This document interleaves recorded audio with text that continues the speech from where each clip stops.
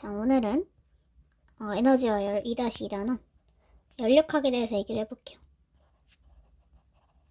연력학 제1법칙입니다. 자, 저번 시간에 에너지를 배웠고요. 이번엔 열에 대해서 배울 건데 이 에너지 보존 법칙, 역학적 에너지 보존 법칙에서 마찰력이나 저항력 등으로 인해서 역학적 에너지가 보존되지 않는 경우도 있다고 배웠어요. 보존되지 않고 손실되는 경우 뭘로? 열로 손실된다고 배웠었죠. 그러면 여기서 이어서 열이라는 게 어떤 것인가부터 얘기를 해볼게요. 자, 열이란 건 뭐냐면요, 에너지 한 형태라고 생각하시면 돼요. 이거는 물체 내부의 분자 운동의 원인입니다. 물체를 구성하는 분자들이 이렇게 운동하고 있어요. 떨고 있어요. 그러면 이제 운동하고 있으니까 운동 에너지가 발생하겠죠. 열은 어떻게 보면 에너지의 흐름, 이동하는 거고, 정확히 말하면 열 에너지가 물체 내부의 분자 운동에 의해 나타나는 에너지입니다. 자, 그래서 이제 열 에너지랑 온도랑 혼동하시면 안 돼요. 온도는 뭐냐면은 물체의 차갑고 뜨거운 정도를 수치로 나타낸 것이거든요. 자, 이제 기준이 있겠죠. 기준을 정해. 이 기준을 뭐로 잡느냐에 따라서 이제 뭐 화씨, 섭씨 이렇게 갈리는데, 이제 과학에서는 그 분자 운동을 기준으로 절대 온도, 켈빈 온도를 쓰고요. 이제 화씨, 섭씨는 이제 물이 끓는 거를 100도, 물이 얻는 걸 0도 이렇게 해서 100등분한 거고, 화씨는 조금 달라요. 기준도 다르고요. 눈금 간격 달라요. 화씨는 180등분을 하고 섭씨는 100등분을 합니다. 그리고 이제 과학 물리에서 쓰는 거는 절대 온도예요. 절대 온도는 물체의 분자 운동이 완전 멈췄을 때가 0도예요. 0켈빈 이렇게 씁니다. 근데 이제 물체의 분자 운동이 멈추면 이제 물체가 다시 존재할 수 없는 거거든요. 이게 불가능해요. 그래서 절대 온도 0도는 불가능하고, 절대 온도 0도는 섭씨 온도로는 마이너스 273도입니다. 자, 그러면 이제 섭씨 온도에서 0도면은 절대 온도는 당연히 273 켈빈이겠죠. 됐네. 섭씨 온도랑 절대 온도는 이제 간격이 달라서 273씩 이렇게 더해주시기만 하면 돼요. 이렇게 할 때. 화씨 온도는 눈금 간격이 다르기 때문에 조금 더 복잡하다는 거. 네. 그리고요. 그래서 이제 온도를 조금 더 엄밀하게 정의하면은 이거는 물체의 분자의 평균 운동 에너지, 이렇게 생각해 주시면 되는데요. 이건 이제 뒤에 가서 조금 더 자세히 다룰 거고요. 온도와 열 개념을 구분하기 위해서 여기서는 조금 더 말씀을 드릴게요. 이런 거는 온도가 다른 물체가 접촉해 있을 때 어디서 어디로 움직여? 열이라는 거는 온도가 높은 물체에서 낮은 물체로 스스로 이동하는 에너지, 그리고 그러한 에너지 흐름을 열이라고 말합니다. 그러면은 그 에너지의 총량, 이동하는 에너지의 총량을 뭐라 부른다? 에너지의 양을 열량이라 그래. 큐. 이렇게.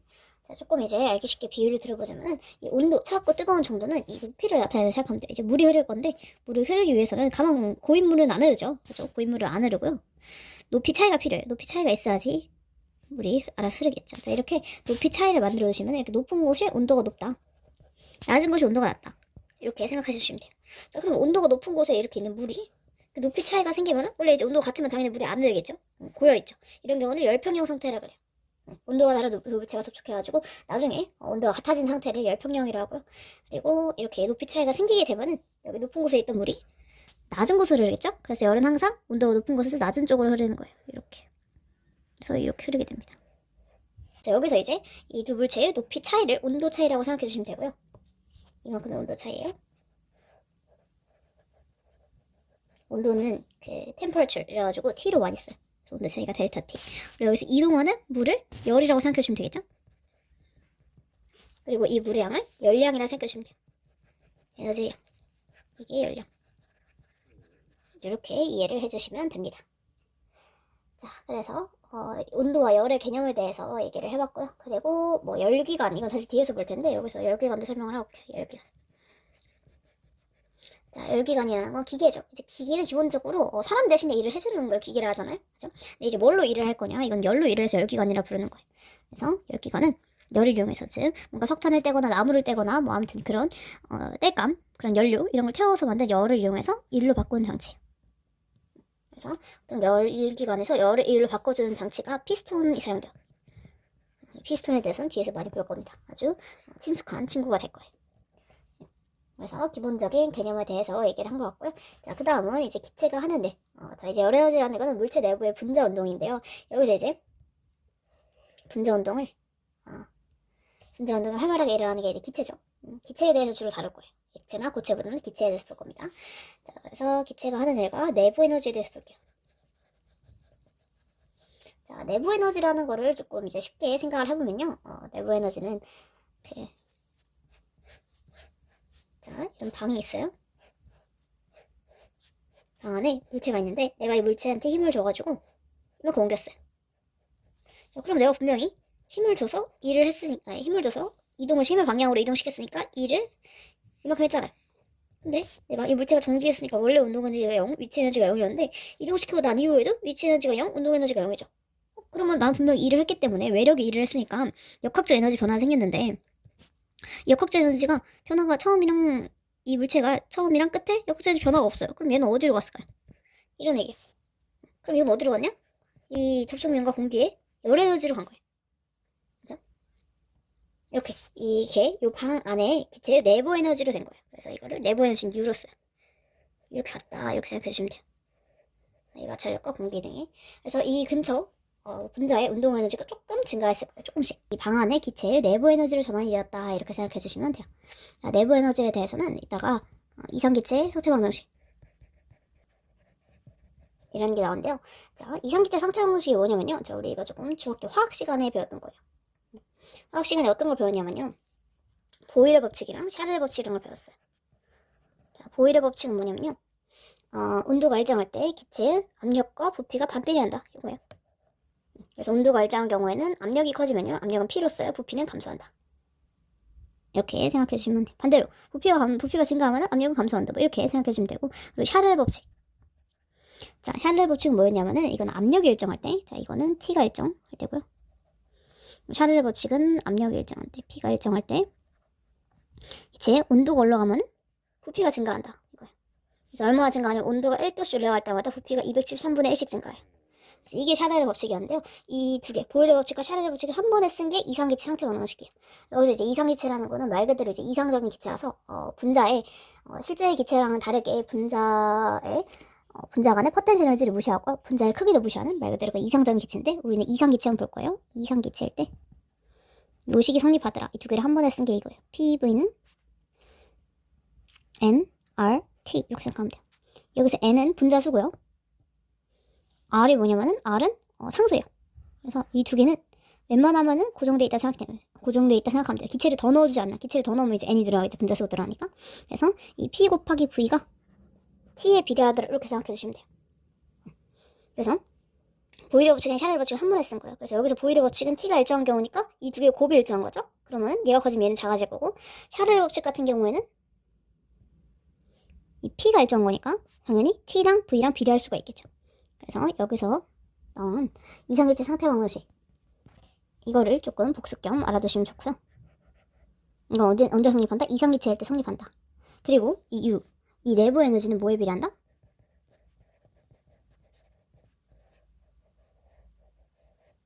온도에 비례하게 돼요. 그래서 이제 얘도 정확히 얘기하면 내부 에너지는 U는 기체의 분자수 곱하기 기체의 평균 운동 에너지, 이 바 붙은 평균이에요. 근데 쌤 아까 뭐라고 그랬어요? 이 온도라는 게 기체의 평균 운동 에너지라고 했죠? 그래서 얘는 뭐에 비례한 거예요? 자동적으로 N 곱하기 T에 비례하는 거예요. 이 T가 이제 기체 분자수고요. 죄송해요. N이 기체 분자수고 T가 기체 분자의 평균 운동 에너지. 그러면 이 내부 에너지는 그거를 두 개 곱한 거니까 이 개에서 기체 분자들의 총 운동 에너지, 그걸 내부 에너지다, 이렇게 생각해 주시면 돼요. 그래서 요 두 개를 잘 기억해 주시면 돼요. 이 U는 뭐다? 내부 에너지인데, 이 내부 에너지는 온도에 비례한다.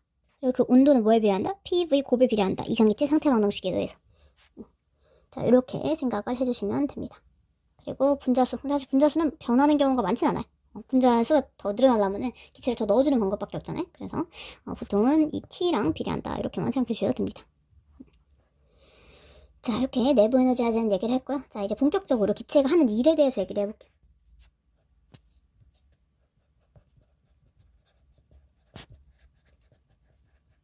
자, 우리 이제 기체를 볼 때는 기체 분자 하나하나를 보는 게 아니라 기체 분자를 전체적으로 이제 부피, 실린더에 담아서 이 부피를 볼 거예요. 그래서 이 기체 분자가 하는 일을 이제 시각적으로 볼 수 있는 게 뭐냐면은 이 실린더에 있는 얘네가 피스톤을 움직이는 거야. 피스톤 뭔지 아시죠? 주사 놓을 때 그 피스톤. 근데 자, 여기 안에 들어있는 기체 분자가 있을 텐데 얘네들이 다 에너지를 가지고 있어요. 그럼 이 에너지는 일을 할 수 있는 능력이라고 그랬죠? 일을 했어요. 그럼 일을 하면은 어떤 물체에 물체가 이동을 해야 될 거 아니에요, 그렇죠? 이제 뭘 이동시킨다? 여기 피스톤을 이동시키는 거예요. 그래서 이게 조금 더 연장돼서 이렇게 있으면 얘가 피스톤을 이동시키는 거예요. 그래서 여기까지 이렇게 이동을 시킵니다. 자, 그러면요, 이제 기체 분자에서는 얘를 분자 하나하나가 아니라 여러 개를 보기 때문에 얘를 이제 이만큼 이동시킨 부피가 중요해요. 원래는 이제 이 거리만 따졌는데 이제 뭐다? 거리에다가 요 실린더의 피스톤의 단면적을 곱한 게 변화시킨 부피가 되는 거예요. 델타 V 부피 변화량. 자, 근데 이제 우리 E를 어떻게 정리했냐면은 힘 곱하기 이동 거리였어요. 근데 이제 이동 거리 대신에 A 곱하기 S를 할 거고요. 우리가 A를 넣었으니까 A를 나눠볼게요. 자, 그러면은 이 A 곱하기 S는 뭐가 된다? 델타 V가 되는 거예요. 자, 근데 여기 앞에 나온 양을 잘 보세요. 이거는 F를 A로 나눴어요. 자, 이렇게 힘의 수직한 단위 면적으로 나누게 되면 이걸 압력이라 그래요. 자, 압력 정말 중요합니다. 압력이라는 건 뭐다? 힘의 수직한 단위 면적으로 나눈 값, 즉 단위 넓이랑 작용하는 힘의 크기를 의미해요. 이제 압력 같은 경우에는 새로 나온 거니까 단위를 정의를 해야 되겠죠. 힘의 단위가 뉴턴, 이 면적의 단위가 제곱미터. 그래서 1제곱미터당 1뉴턴의 힘이 수직으로 작용하면 이거를 1파스칼이라고 해요. 자, 그래서 이거를 압력은 P로 씁니다. 그래서 얘가 P. 그래서 기체가 해준 일은 뭐다 이제? 기체가 해준 일은 이제 FS 대신에 PV로 나타낸다 이렇게 생각해 주시면 돼요. 여기 V가 델타 V인 거에 주의하세요. 원래부터 부피가 0이 아니라 원래 있었으니까 이건 반드시 변화한 부피 델타 V입니다. 자, 이해가 되셨나요? 그래서 W는 PV. 이거는 되게 중요하고요. 이 PV는 FS 대신에 둘이 이렇게 같이 다닌다 생각해 주면 되고, 그럼 우리 이제 앞에서 물체가 한 일을 얘기할 때는 힘을 줘서 물체한테 한 일을 얘기할 때는 FS 그래프를 그릴 텐데 이제 여기서는 PV 그래프가 엄청 자주 나와요. PV. 그래서 이 PV 그래프에서 압력이 일정한 경우 좋겠죠, 그쵸? 이렇게 돼 있으면은 이 아랫부분 처음 부피가 V1이었고 나중 부피가 V2였어요. 그러면은 이 아랫부분 면적이 뭐가 된다? 한 1이 된다. 이게 P 곱하기 델타 V 이렇게 생각해 주시면 돼요. 이만큼이 델타 V. 자, 근데 압력이 일정한 경우보다 변하는 경우가 더 많아요. 그래서 뭐 이런 식으로 돼 있어요. P, V. 자, 이게 이유가 있어요. 앞에 이상기체 상태 반응에 비해서 PV는 NRT라고 했죠. 그래서 이렇게 온도가 T로 일정한 경우에 두 개의 곱이 같아요. 두 개의 곱이 같기 때문에 이렇게 반비례 그래프가 되는 거예요. 그래서 온도 P가 커지면은 이 V는 작아지고, 그리고 P가 작아지면 V는 커지고, 뭐 이런 식으로 두 개가 반비례하게 됩니다. 자, 아무튼 이런 경우에 대해서는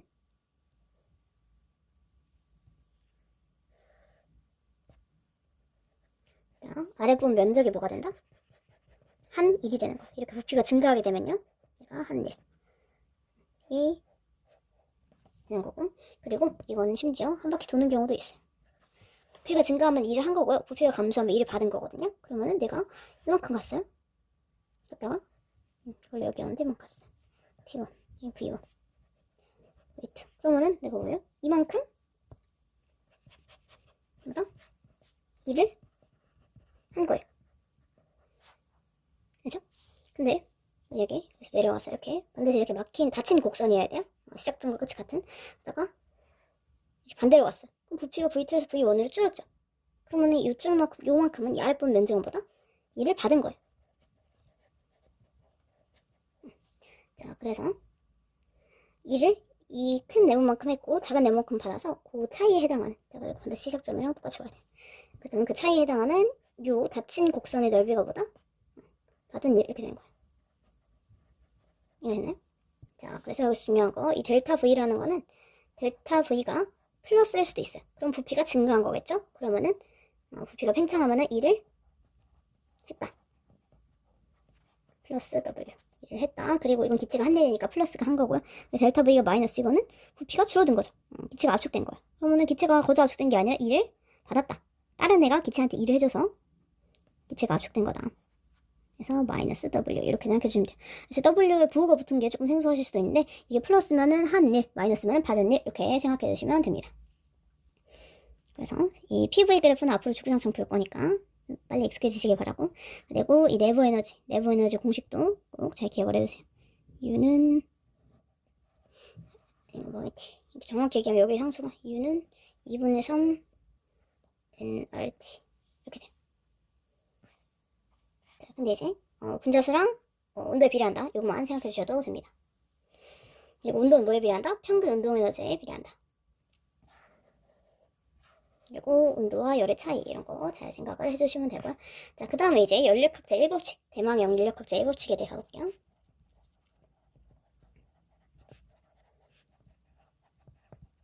자, 연력학자 1법칙 전혀 어려운 게 아니에요. 이거는 뭐냐면은 에너지 보존 법칙이에요. 기본적으로 큰 틀의 에너지 보존.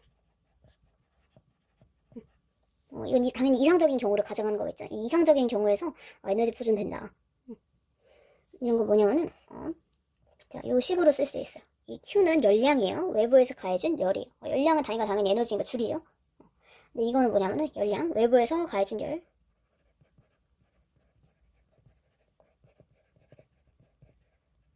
이건 뭐랑 같냐면요, 기체의 내부 에너지 증가량과, 이건 기체가 먹은 거예요. 기체 내부 에너지. 당연히 내부 에너지가 커지면은 온도가 높아지겠죠. 이런 온도랑 비례하니까. 그리고 기체가 한 일과 같다.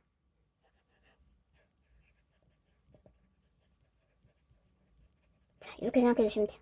근데 이제 W는 뭐라 그랬냐면은 PV라 그랬죠? 6 델타 V. V 앞에 델타 붙이는 거 까먹지 마시고요. 자, 그래서 Q는 U 플러스 W. 외부에서 가해준 일은 내부 에너지. 기체 내부에서 기체가 먹은 일, 그리고 나머지는 밖으로 일한다. 이렇게 생각해 주시면 돼요. 여기 열은 에너지, 이것도 에너지, 이거는 일. 이렇게 보시면 됩니다. 그래서 일을 하면은 반드시 이제 부피 변화가 있어야 되잖아요. 그래서 이거는 부피가 변했는지 수축했는지 압축했는지 알면 내가 일을 했는지 받았는지 어떻게 되는지 바로 이제 겉으로 티가 난다고 생각하시면 돼요. 이 겉으로 티가 났냐, 이거는 내가 온도 재봐야 아느냐, 이렇게 생각해 주시면 됩니다. 자, 이게 뭐냐면은 이 열에너지와 역학적 에너지를 포함한 에너지 보존 법칙이. 그래서 얘가 기체가 열을 받았어요. 외부에서 열을 받았으면 얘가 플러스. 그래서 내부 에너지가 높아졌다. 온도가 증가했으면 얘도 플러스. 외부에 일을 했다. 그러면은 플러스. 자, 그러면은 이 부호를 조심하시라고 다시 한번 반대로 얘기해 드릴게요. 자, 외부에 가해준 열이 플러스였는데, 그럼 내가 외부로 열을 방출했어요. 외부로 열을 방출했어요. 그러면은 얘는 마이너스겠죠. 그쵸? 기체가 외부로 열을 방출했어요. 그럼 기체 내부 에너지가 감소해요. 즉 온도가 떨어져요. 그러면 외부로부터 일을 어떻게 돼요? 일을 받아요. 일을 받으면 아까 마이너스라고 했죠? 이렇게 될 수도 있습니다. 자, 그래서 부호에 항상 조심하시고요. 헷갈리시지 마시고. 자, 그리고 이제 이거에 대해서 이제 단적으로 나오는 그런 예시들이 이제 본격적으로 우리 피스톤을 많이 볼 거예요. 피스톤을 이용해가지고 하는 4가지 과정을 볼 건데요. 4가지 연력학 과정, 대표적인 과정들인데, 이 모든 법칙에서 전부 연력학 제1법칙이 성립한다. 그래서 문제 풀 때 저는 항상 연력학 문제를 풀 때 항상 이거부터 쓰고 있어요. Q는 U 델타 U 플러스 P 델타 V다. 이거부터 쓰고 시작하면은 이걸 기반으로 전부 푸는 거니까 헷갈리지 않습니다. 그래서 여기서는 피스톤과 PV 그래프를 잘 보셔야 되는 건데요. 자, 먼저 4개 중에서 제가 먼저 부피가 일정한 과정, 등적 과정을 볼게요. 자, V가 일정해요. 그럼 일정하단 말은 변하지 않는단 말이죠. 그러니까 델타 V가 0이란 말이에요. 자, 이제 앞으로 이 연력학 개를 볼 때 이 피스톤 그림과 많이 친해지시게 될 거예요. 자주 보게 되는데, 피스톤을 이제 옆으로 그린 건데 너무 못 그렸네.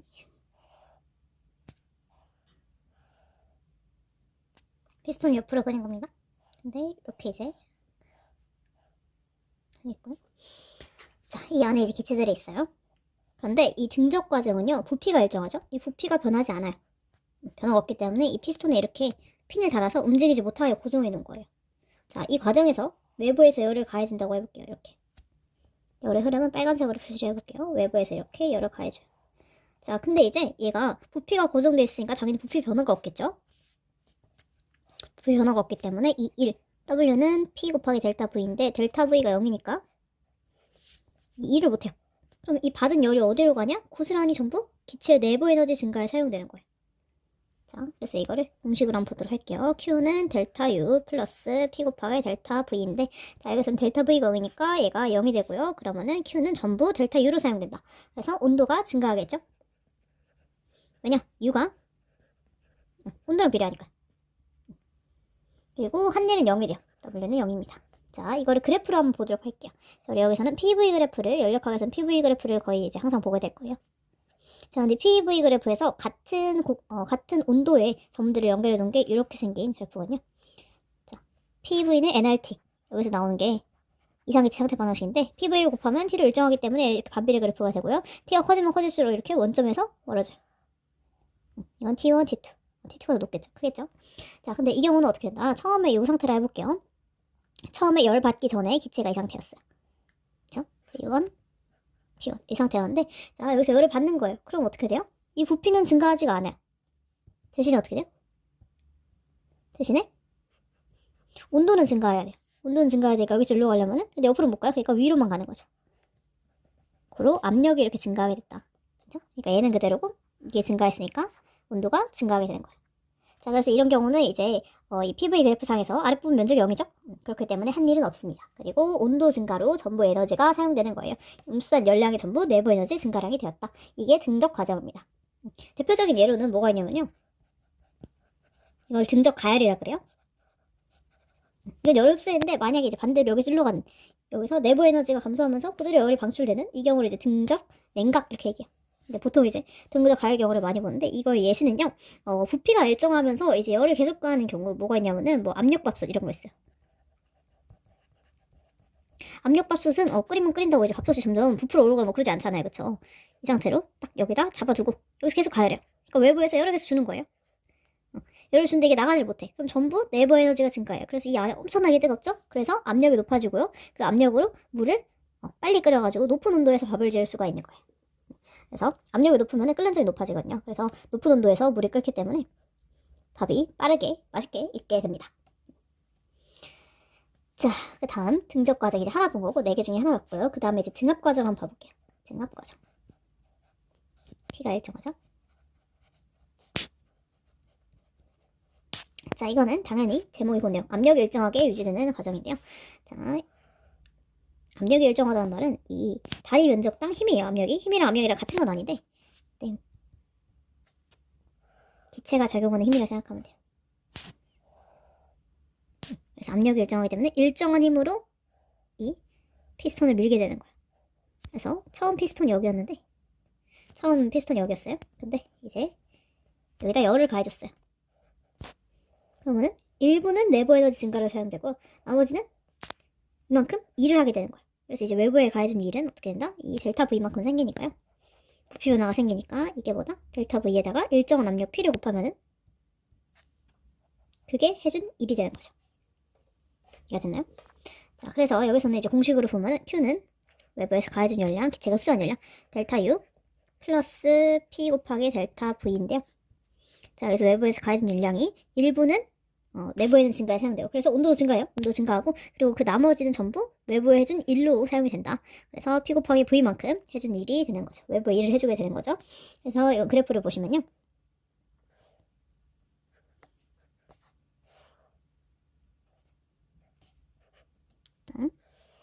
여기가 T1, T2예요. 자, 처음에 이 상태였다 해볼게요. 처음에 이 상태였다고 해볼게요. 여기가 V1이랑 P1이고요. 자, 여기서 내가 압력이 일정한 상태로 이 압력이 P1 그대로인 상태로 일을 해줄 거예요. 이거 부피가 증가하겠죠. 이렇게 가는 거예요. 이걸 좀 빨간색으로 강조를 해볼게요. 그러면은 부피가 V2만큼 증가할 거고 이 아랫부분 면적이 뭐가 된다? 해준 일이 되는 거예요. 자, 근데 이제 온도는 증가했으니까 당연히 이 증가한 만큼 내부 에너지도 증가했을 거예요. PV는 nRT인데, 자, 여기서는 뭐다? P가 일정하고 V가 커졌으니까 온도가 높아진 거죠. 이런 상황입니다. 그래서 이 경우는 이제 간단한 계산 문제 나올 수 있어요. 이 부분 면적 구하는 그 정도. 자, 이게 등압 과정이고요. 그리고 하나 더 봅시다. 그 다음에 온도가 일정한 과정. 이건 이제 등온 과정이에요.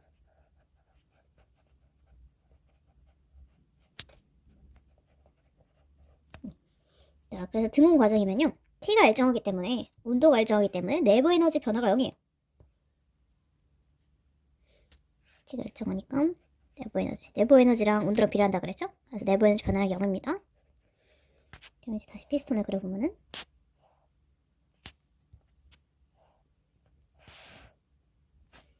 그래서 얘도 처음에 부피가 이만큼 있었는데 부피가 늘어났어요. 네, 분명히 처음에 이 기체들의 내부 에너지가 있었는데요. 이제 열을 가해줬는데 이 기체 온도가 하나도 안 증가하는 거예요. 더 어디로 갔어요? 전부 일로 해준 거예요. 그래서 얘가 먹는 양이 하나도 없어요. 그래서 얘가 변화하지 않아요. 아까 이 등적 과정이랑 반대죠? 등적 과정은 일을 하나도 안 해줬기 때문에 다 기체가 먹었어요. 근데 이번에 기체가 하나도 안 먹고 다 일을 해주는 거예요. 그러면은 Q는 델타 U 플러스 P 델타 V인데, 자, 이만큼이 델타 V. 자, 근데 델타 U가 0이니까 전부 Q가 PV 해준 일이 되는 거죠. 자, 근데 이제 P랑 V 같은 경우에는 PV는 nRT잖아요. 그렇죠? P랑 V는 반비례하기 때문에 V가 이렇게 점점 커지면요. 그러면은 P는 점점 감소하겠죠. 그래서 이게 둘 중에 이 P가 막 일정한 건 아니에요. P가 일정하진 않은데 이 두 개의 곱인 1이 전부 가해준 열량만큼 전부 일해주는 거죠. 그래서 이 그래프로 보면 이해하기 쉬운데, 그래프로 보면요.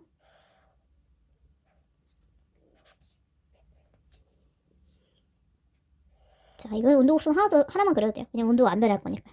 처음에 이 상태였어요. 그쵸? V1, P1. 자, 근데 내가 열을 가해가지고 일을 했어요. 근데 일을 했는데 이게 안 변하기 때문에 전부 이 곡선 위에서 움직일 거예요. 온도가 안 변하니까요. 그래서 V2로 했어요. 그러면 이제 뭘로 간다? P2로 가는 거예요. 이렇게 움직이는 거죠. 그럼 이 아랫부분 면적이 이만큼이 얘가 외부에 해준, 기체가 외부에 해준 일이 되는 거예요. 기체 온도는 하나도 안 증가하고 이렇게 하는 겁니다. 곡선을 따라서. 그럼 이 경우에는 PV는 nRT 이걸 써보면요. 이 T가 일정하니까 얘가 증가하면 얘는 감소하는 모습을 알 수 있죠. 대신에 곱해서 곱은 일정하다 라는 거. 자, 마지막으로 이제 단열 과정을 볼게요.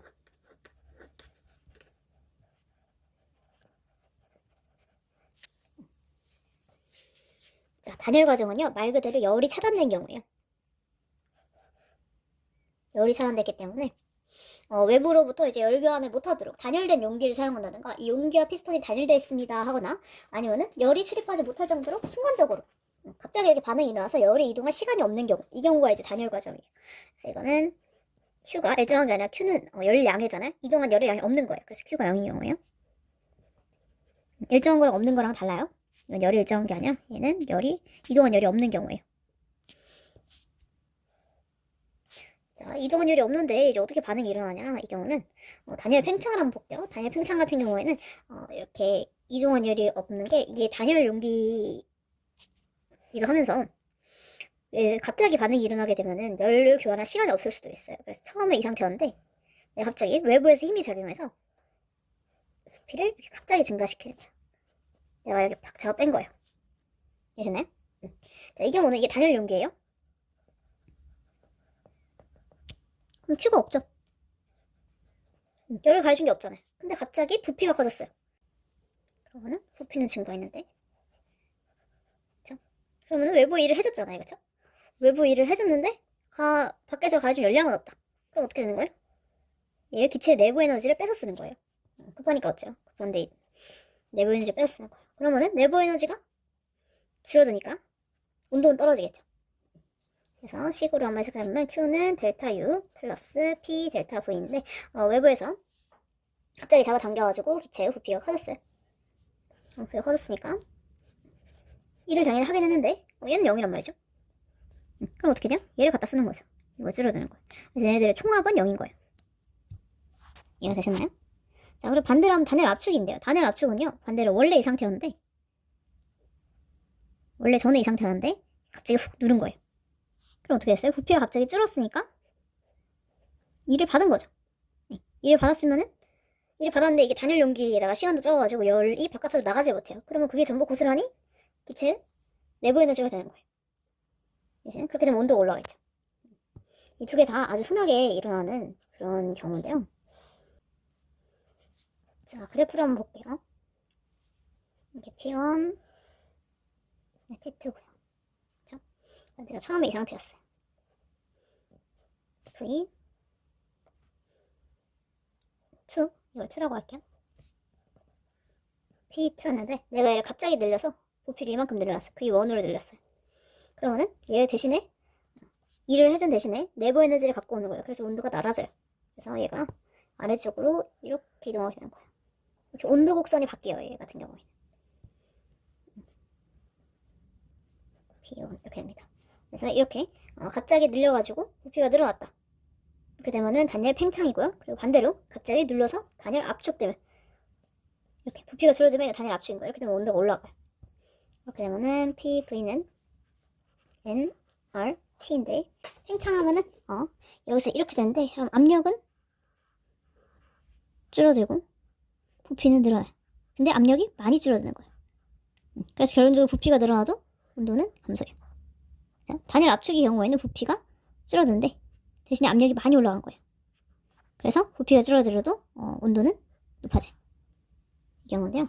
대표적으로 뭐가 있냐면은 정말 많은데 구름이 생성되는 과정 뭐 이런 것도 있고 구름 생성 이런 거 볼까요? 구름. 자, 공기가 이렇게 가다가 높은 산을 만났어요. 지구과학 시간에 배웠는데 높은 산을 만나가지고 갑자기 이렇게 순간적으로 확 상승해요. 자, 이렇게 상승하게 되면은 근처에 압력이 다르죠? 여기 압력이랑 여기 압력, 여기 기압이 작을 거 아니야. 그죠? 기압이 낮고 여긴 기압이 높아요. 이 기압이 갑자기 낮은 곳으로 가게 되면은 이 공기 덩어리가 팽창하게 돼요. 원래 이 안쪽, 이 밑에 쪽 기압하고 맞았는데 여기 안쪽 압력이랑 바깥쪽 압력 사이로 해서 갑자기 이렇게 팽창하게 돼요. 근데 이 단열된 상태로 팽창하면은 단열 팽창이 일어나요. 그러면 어떻게 돼요? 온도가 내부 에너지가 감소해서 온도가 내려가죠. 온도가 내려가다가 이슬점에 도달하게 되면은 이슬점이라는 거는 이제 상대의 습도가 100%가 돼가지고 응결이 시작되는 점이에요. 이슬점에 도달하게 되면은 그럼 이제 구름이 생기는 거예요. 자, 구름이라는 게 뭐라고 했어요? 구름이라는 건 기체가 아니라 작은 물방울들이에요. 그래서 이런 기체가 이렇게 응결돼가지고 액체가 돼서 작은 그 액체, 알갱이들이 모여있는 게 구름이거든요. 그래서 온도가 갑자기 낮아져서 이슬점에 상대 습도가 높아지고 이슬점에 도달하게 되면은 이슬이 맺히는 점이 습도가 100%인 점이에요. 그럼 이제 구름이 생성되게 됩니다. 반대로 산을 내려오게 되면은 그럼 이제 갑자기 기압이 높아지니까 얘가 단열 압축되겠죠. 단열 압축되면은 그럼 이제 온도가 높아지게 되고요. 그러면은 습도가 낮아져요. 건조해져서 있던 구름이 사라져요. 이게 약간 이제 연관이 되는데 그래서 이제 이렇게 공기가 상승하는 곳에서는 저기압이 형성돼가지고 구름이 생기는 거예요. 그리고 공기가 이렇게 하강하잖아요. 그럼 이 경우에는 고기압이 생성돼가지고 이렇게 온도가 높아져가지고 습도 낮아지고 맑아지는 거예요. 있던 구름도 없어지는 거죠. 저기압에서는 구름이 생기고 고기압에서는 구름이 없어지고 이런 경우. 그리고 뭐 단열 압축이라고 하면은 타이어 바람 넣을 때 그때 이제 어떻게 해요? 공기를 이렇게 압축하잖아. 펌프가 있죠? 펌프로 공기를 압축해요. 그래서 이렇게 집어넣어요. 이렇게 되면은 단열 압축에 의해 가지고 온도가 상승하게 돼요. 그래서 나중에 이제 타이어에 바람 넣고 만져보게 되면 따뜻해요. 자전거 바퀴나 이런 거에. 자, 이런 식으로 단열 압축과 단열 팽창되는 경우에 이제 온도 변화를 알아봤고요. 이렇게 네 가지 과정 정말 중요합니다. 이 네 가지 과정 모두에서 연력학제 1법칙이 성립을 한다는 점